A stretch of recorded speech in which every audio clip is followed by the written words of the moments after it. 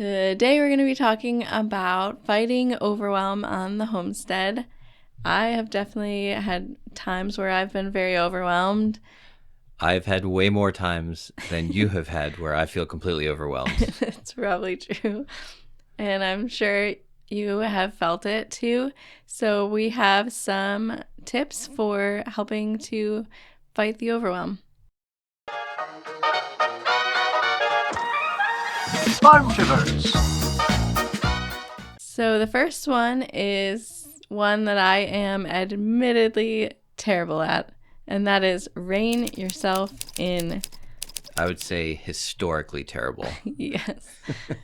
Yeah. So the idea is that maybe you should not get every animal under the sun and add it to your homestead all at the same time. What are you doing? Making a zoo. Yes, or I'd settle for just not getting a million of one kind of animal all at the same time. Yes. I think that I was so excited when we moved to our property and got more space and land and we could do more that I was just like, I want to do it all, and I want to do it all right now, and I want all the things. You were Violet Beauregard from Willy Wonka and the Chocolate Factory. Charlie and the Chocolate Factory? Yes, she wanted the world. You wanted the whole world. Give it to me now. Yes, that was our first year on the homestead. Yes. Yeah, and that definitely led to some times of being overwhelmed, especially maybe for you. That was, yes. Yeah, just because you are feeling the overwhelm doesn't mean you're the reason for feeling the overwhelm. Yeah, sometimes could be your spouse or partner. It was you. Yeah, so reining yourself is hard to do sometimes. I've watched you have a hard time reining yourself in, Yeah.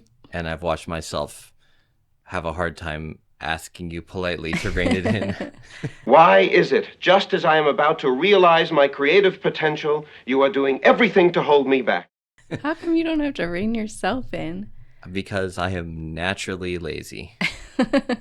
It's a gift. I'm looking for the least possible amount of responsibility.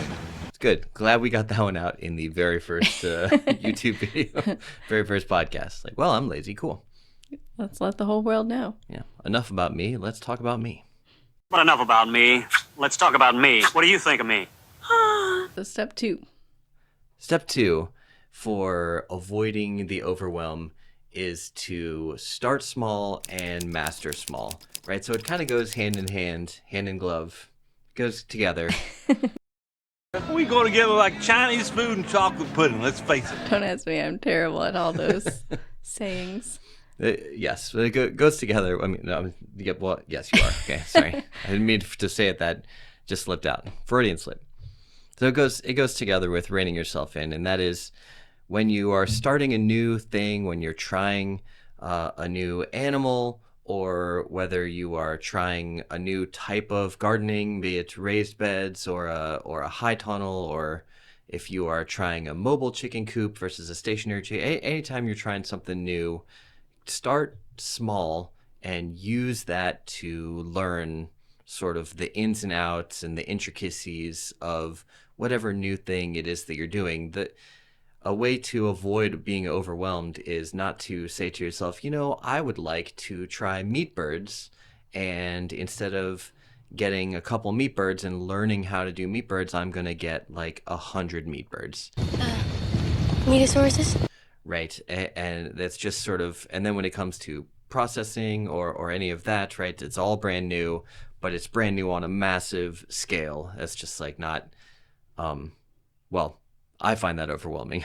Yeah, I think a lot of people do. We had friends that they finally got onto some land and they wanted to get chickens, and they were looking through the catalogs, and I think that they had initially said about 20 was what they wanted, and then they just ended up getting like 60, and they wanted to sell the eggs, and I think it definitely ended up overwhelming for them because I think that they just didn't realize how much time and effort was going to go into washing all those eggs and just caring for that many chickens.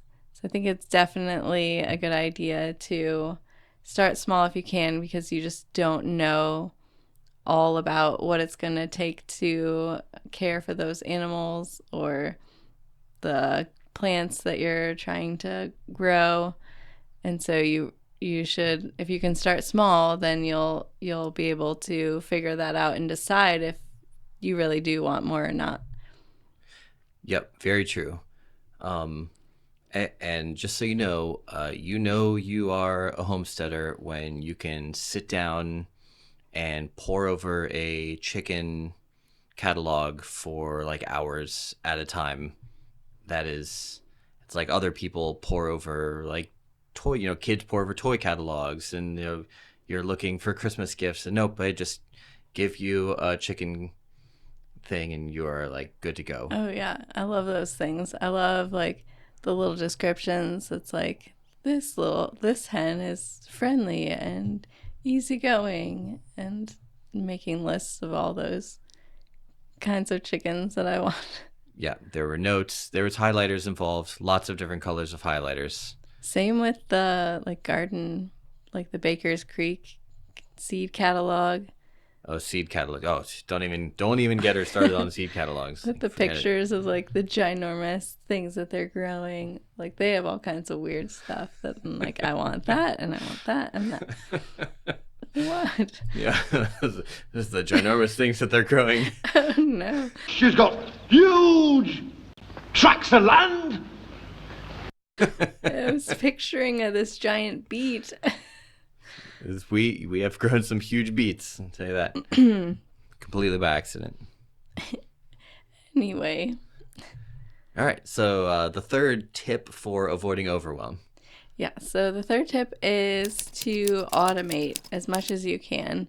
This is something that I think is super important to do on your homestead, because I think a lot of people sort of don't really think about doing it because they love everything about homesteading so much. And they're like, I like to be outside. I like watering the garden. I like letting the chickens out. I don't mind doing all these things. And then after a while, like years and years, I think you can get burnt out. Check, please. From doing all those things.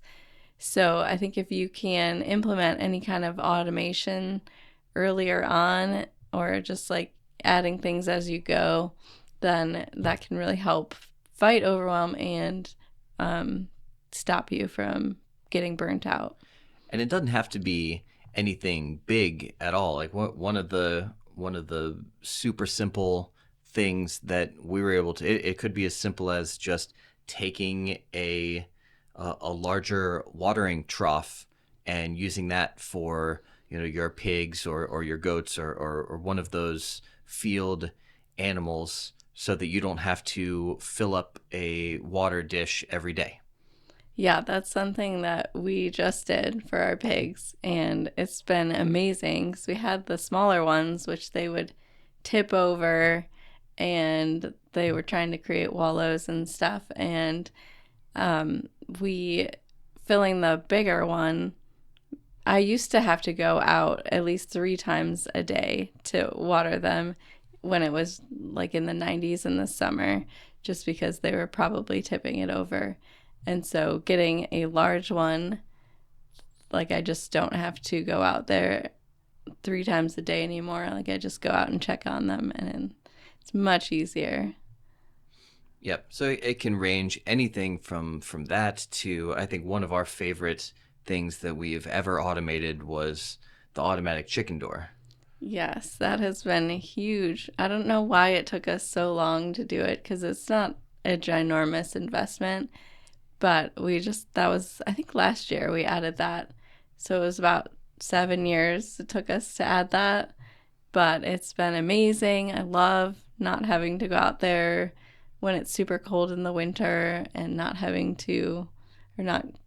getting to bed and all under the covers and everything. And then you're like, did I shut the chicken door? I can't remember. Yeah, that's the worst because guess who goes out to check to see if we shut the chicken door? Okay, I do it sometimes too. Sometimes. The walk of shame. That's the walk of chivalry if I do it. There's no shame involved. Well, I thought it was a nice gesture, but I guess I was wrong! So, tip number 4 for avoiding the overwhelm is to schedule your year across the homestead in a way where you minimize the number of things that are clobbering each other or getting stacked on top of each other. And some of this is avoidable and some of it is not, right? If all of your favorite foods all need to be planted around the same time and they all need to be harvested around the same time, right? They're your favorite foods. What are you going to do, right? That's why we have a homestead, so we can eat all our favorite stuff basically for free.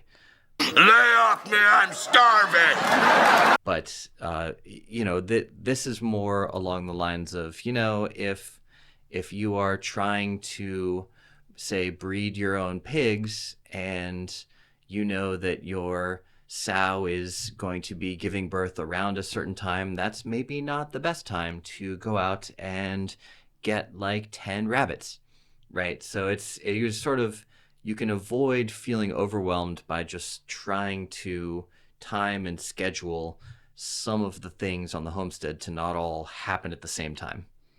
Yeah, I think that is definitely something that you need to be intentional about, because I think a lot of it seems to happen in the spring, and I think it's because you just made it through like several months of the cold winter and you're just so excited to get back out there, get in the garden, get all the little chicks that appear at Tractor Supply or from the different companies.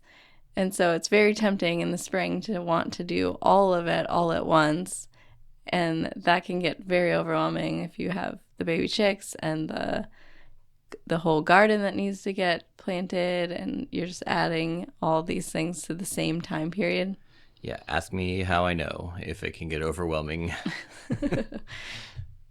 Yeah, I think I have definitely done that before, where I've added it all at the same time, and it's like, oh my gosh, like we have to take care of these chicks and we have to plant the entire garden and it all needs to happen like yesterday.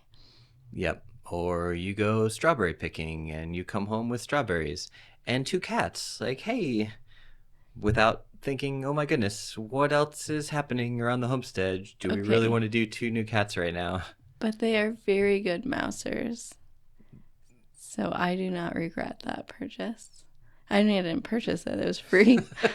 The price was right. Even better. They were like, please take these cats. They're like sneaking them into the trunk of the van as you guys are driving away. No, I saw the sign that said free kittens. And so I was like, can I see those? And so we saw them.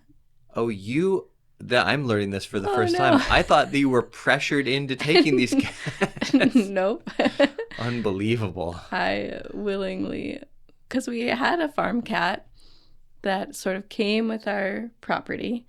We bought this house in the land, and there were renters before us, and they had a cat named Pumpkin, and good old Pumpkin. They were like, we're gonna come back for Pumpkin, and I was like, okay. And then as we were so trusting, we were like, that sounds totally legit. As they drove away, like, no, we're coming back. If I'm not back in 5 minutes, just wait longer. Yeah, they did not come back for Pumpkin. But she was a good cat, and I think she caught mice.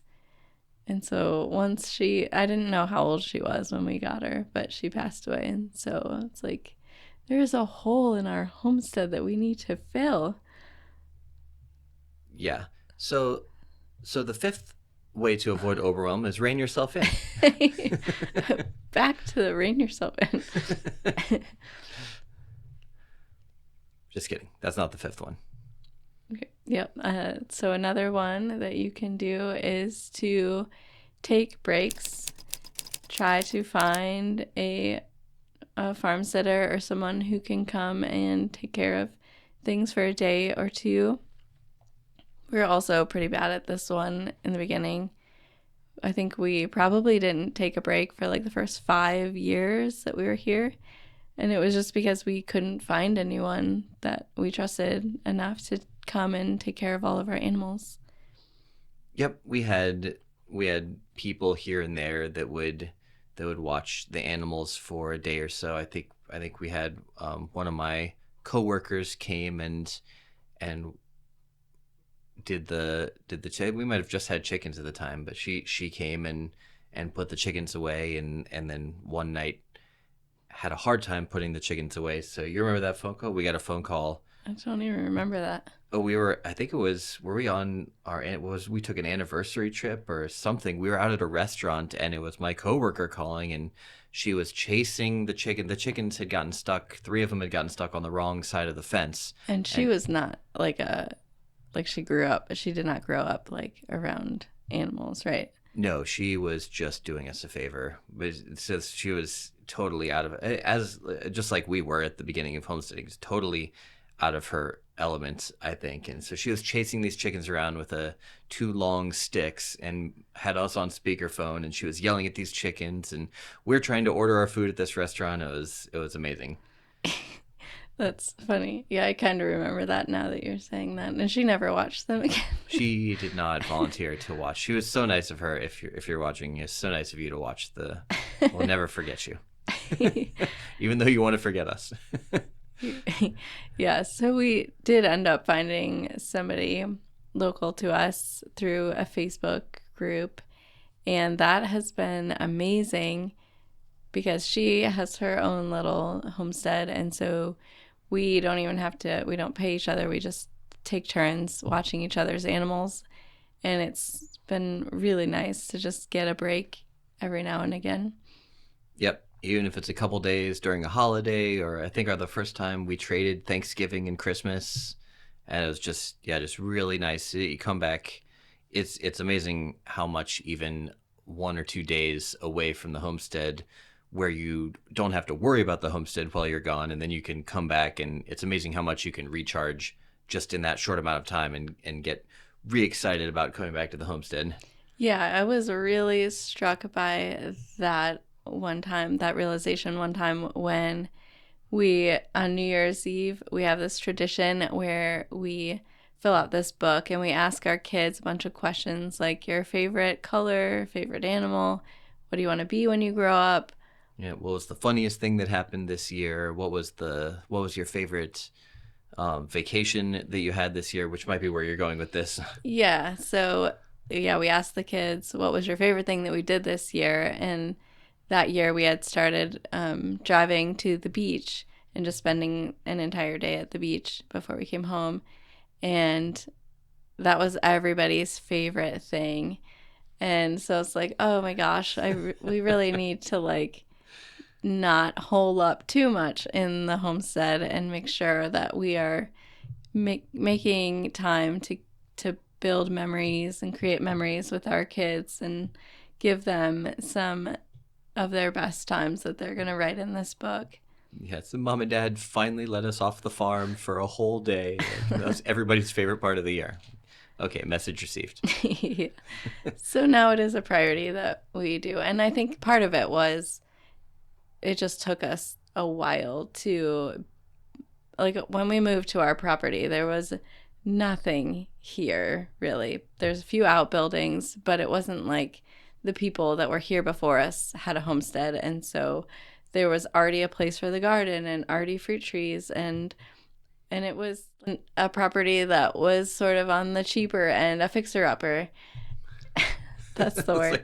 Fixer-upper. And so there's just like a ton of work that needed to go into building things and renovating things. And so I think it took us a few years to get to the point where we're like, okay, most of the things, the infrastructure is here and the things are planted and the garden is built. So now we have a little more time that we can go places. Yep. Yeah. The stuff that planting the orchard was another thing. You just, once it's there and once it's established, even if it's not bearing fruit yet, at least it's, but that was, we're like in the first year where we said, oh man, we could we could try to do a vacation, or we could try to plant this orchard, right? Those decisions, you're like, well, this one's going to pay off down the road. But now that it's established, now it's all of those long range things seem to have, now it's more shorter range things that you're sacrificing for a vacation, which feels easier. Yeah. So those were 5 tips that we came up with to help avoid feeling overwhelmed, avoid the overwhelm. That's how I like to say it. As we have a long discussion about whether overwhelm was a noun or a verb. And Because that's just how nerdy we are. well, hey, one of us was an English major. Yeah, I'm not the one fighting so hard for that, though. Well, that's why I never would have made it as an English major. I would have argued with my teachers about whether overwhelm was a noun or a verb, and then they would have failed me. Anyway, so no matter how much you try to avoid the overwhelm, at least for us, at least for me, it always rears its ugly head. So what do you do, even though you've done everything you can think of to avoid feeling overwhelmed? What do you do if you are in the midst of feeling overwhelmed? What are some things that we can do to sort of fight it while you're in the midst of it? Yeah, so that is something that I have been dealing with this season still, because I think it was last year or the year before, I decided to triple the size of our garden. Yes, you did. Starting tomorrow, we need to triple our efforts. Without really thinking about what that meant as far as like time and everything went. Without really reining yourself in, would you say? Yep. I said I was terrible at it. I really am. Here's another example. This is very cathartic. I'm glad. Welcome to the therapy session. So I tripled the size of the garden, and last year I got into a bad mental space with it. I was just there's so much weeding to do, and you were working full time, so you couldn't help that much, and the kids were more interested in harvesting and eating things than weeding, which I can't blame them. Still are. Yeah. But I was like getting kind of bitter that I was the only one working on it, and there's just so much to do that I just stopped going in completely, and that just made everything way worse. Do not go in there. Woo! So I don't recommend that strategy. But this year, the garden is still just as big. You're still working full time. The kids are still eating things. And so I've just had to decide to let some things go as far as like the perfect idea of a garden or perfect picture of the garden that I have in my mind.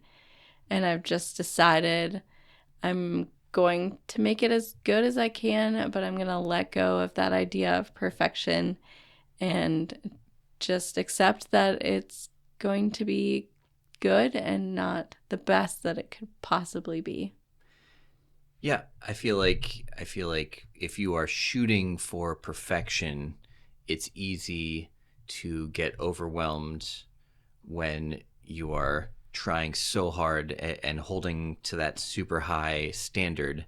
And so if you are in the midst of feeling overwhelmed that you don't have this perfect weed-free garden, or you don't have this perfect chicken coop with the chandelier, or this perfectly automated everything, and all your animals are just almost no work, and you press the button next to your bedside, and food pops out for your pigs and flowers pop out for your goats and whatever else, right? If that would be amazing, though. That would, I feel like the goats would like the flowers. Yeah, they like everything, so. That's true, especially pig food. Yes. Yeah, but it can feel very overwhelming if that is the only thing in your head that will be good enough, right? So I think a lot of times, you mentioned the garden, but there's plenty of areas of our homestead where we've just had to say, hey, you know what? this year we're not going to be perfect on this aspect. And sometimes it's because we did it to ourselves, because we stacked things on top of each other in our schedule, or we didn't start small, and sometimes it was just unavoidable, right? Stuff just got there, and we had to take a step back and say, you know what? We're just going to shoot for good with this item this year, and then we'll build on that. But it's a lot less overwhelming to not aim for perfection every time on everything. Yeah, I think it's easy to fall into that, especially if you're on social media, which you are not, but I am. And so I follow all these homesteading accounts, and I'm always seeing just these like perfect, idyllic pictures of people's homesteads, and their garden is weed free, and the chicken coop's all clean all the time. And it's easy to fall into, oh, that's what mine should look like all the time. And ours definitely does not. And so I think part of it is just being like, okay, that's not realistic for where we are right now. And also just saying, yes, I'm going to That's not ideal. I'm going to be okay with good, not great. Yep. So I think another thing you can do when you're in the middle of feeling overwhelmed as much as you try to avoid it is take a look at what you currently have going on, all the things that are sort of working together to make you feel overwhelmed, and just take stock of anything that you can cut out just right off the bat, right? Is there, you say, you know what, I just can't handle having XYZ right now, whether it's, I can't handle harvesting or trying to keep my tomatoes from getting destroyed by hornworms, or I can't handle trying to protect my potatoes from potato bugs, or whatever it is, and say, you know what, that's fine. Darn potato bugs. Hated so many potato bugs. And the squash bugs. It's crazy how so many foods have a bug that is like just for that. I have often thought of that and wondered, like, cabbage moths. The very first time we planted potatoes, like, how do these bugs out of like this giant area just find my little potato plant? How do they do it? That's one of nature's great mysteries. Yeah, I wonder about it often. We're gonna figure that out. But right, if we said to ourselves, you know what, I just don't need potatoes this year. I don't know if you would call it, say I bit off more than I could chew, or, you know what, it's not worth the added stress and feeling overwhelmed to do these potatoes this year. I'm gonna, for lack of a better term, I'm gonna take the L and come back stronger next year, right? And sometimes there's gonna be stuff that you can't. If you just can't get enough potatoes, and that is like your number one, right? Then don't. I'm not saying, don't.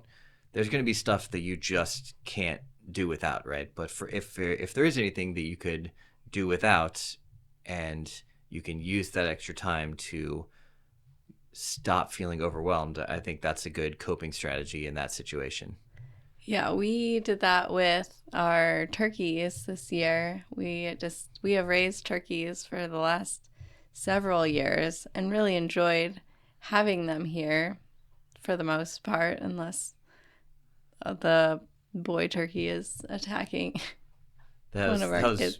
Yeah, as Tom got a little too big for his britches one time, and yeah, I don't know what happened. He was like nice, super nice for like 3 years, and then all of a sudden he saw our youngest as like a threat, and so. Yep. But we really enjoyed having them, and it was a hard decision, but we were like, you know what? I think we can't keep up with everything that we're trying to do.